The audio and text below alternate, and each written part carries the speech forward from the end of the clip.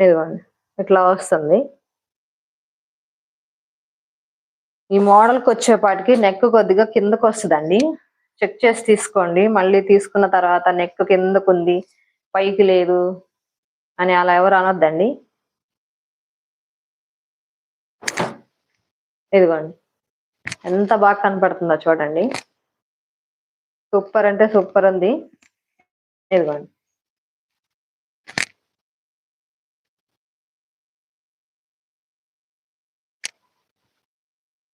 ఎంత బాగుందో చూడండి.